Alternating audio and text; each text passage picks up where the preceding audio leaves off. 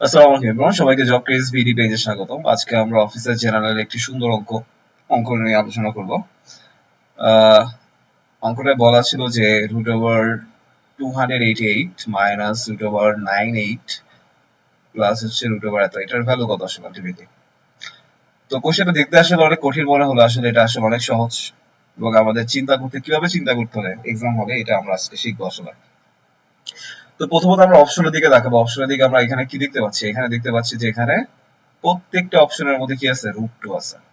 ঠিক আছে, যেহেতু প্রত্যেকটা অপশনের মধ্যে রুট টু আছে, তাহলে আমরা যে কাজটা করব সেটা হচ্ছে এখানে সবগুলোর মধ্যে রুট টু আনার চেষ্টা করব। ঠিক আছে, তাহলে রুট টু আনার জন্য এখানে ভিতরে কি করতে হবে? টু আনতে হবে। তার মানে এই যে 288, এটাকে আমরা কি লিখতে পারি? 144 ইন্টু টু।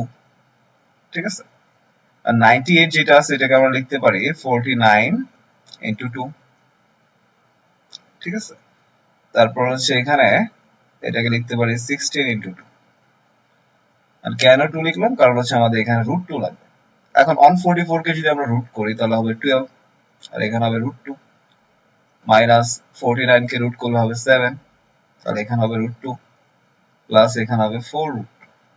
ঠিক আছে, তাহলে আলটিমেটলি আমরা এখানে কি পাচ্ছি? যে 12 রুট টু আছে, এখানে 4 রুট টু আছে, 16 রুট টু। 16 রুট থেকে যদি 7 রুট টু বিয়োগ করি আমরা, তাহলে এখানে পাবো আমরা 9 রুট টু। সেটাই হবে আমাদের এখানে অ্যান্সার।